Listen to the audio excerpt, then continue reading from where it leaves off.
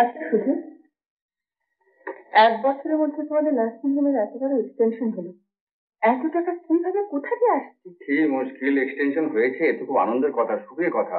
তা তুমি হঠাৎ তোমার ওইসব ন্যাকামি প্যানপ্যানানি প্রেমের গল্প লেখা ছেড়ে আমাদের ব্যবসা নিয়ে মাথা ঘামাচ্ছ কেন বলতো? কেন যে মাথা ঘামাচ্ছে পেছনে কি বুঝবে? আমার যন্ত্রণা, অশান্তি। একটা কথা জবাব দাও তো শুধু, একটা পেশেন্টের কাছ থেকে এত এত টাকা কি করে আসছে? কি আশ্চর্য, হয়তো কোনো বড় অপারেশন ছিল। কি এমন অপারেশন তাতে এত টাকা লাগতে পারে? দেখো বাবু, কিসের কি অপারেশন, তারপর কোথেকে কি টাকা পয়সা আসছে না আসছে, ওসব তোমার কর্তার হেডেক, তাকে জিজ্ঞেস করে সে বলতে পারবে। শুধু আমার যা করতে বলে আমি তাই করি। আগের টাকা থেকে যা দেয় সেগুলো নির্লজ্জের মতো পকেটে পুরি, আর মাঝে মাঝে মাল টাল টানি। সুধীর, কেন এমন করছো?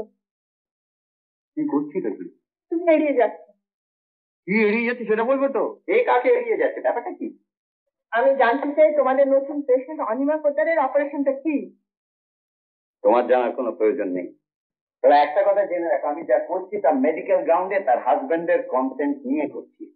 আসলে মিস্টার পোদ্দার যে অনিমার স্বামী, আর উনি সব সত্যি কথা বলছেন, সে কথা তোমরা জানতে?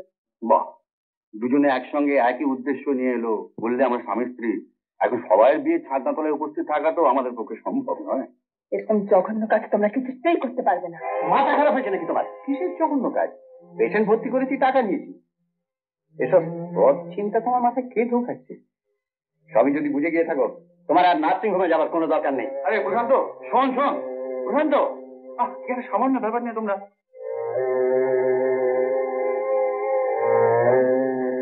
এই প্রশান্ত, আমার একটা কথা শুনবি?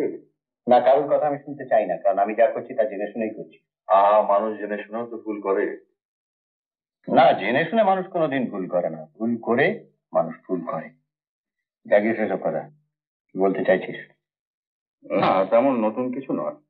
তোকে আগেও যে কথা অনেকবার বলেছি, এখনো সেই কথা বলছি। দেখ প্রশান্ত, সব জিনিসের একটা সীমা থাকা দরকার। চলার আগেই মানুষকে ঠিক করে নিতে হবে যে সে কখন কোথায় থামবে। তার মানে কি বলতে চাইছিস তুই? আমি লোভের পেছনে ছুটে বেড়াচ্ছি? আমি লোভী, আমি নীচ? চুপ করে আছিস কেন, বল বল, তোরা কি বলতে চাইছিস? যা বলা তুই তো নিজেই সব বলবি। তবে আমি তোকে একটা অনুরোধ করবো প্রশান্ত, চন্দ্রানীর মনে আঘাত দিস নে। ও যাতে সুখী হয় সেইভাবেই চল না। না, আমি কোনো অন্যায় করছি না, যেভাবে চলছি ঠিক সেইভাবেই চলবো। একটা কথা বলতে পারিস, নার্সিং হোমের এইসব খবর দিয়ে চন্দ্রানীর মন বিষিয়ে দিচ্ছে কে? জানি না, তবে যে খবর শুনলে ওর মন বিষিয়ে যায়, সেরকম বিষ নিয়ে খেলা নাই বা খেলবি? কথাটা একটু ভেবে দেখিস।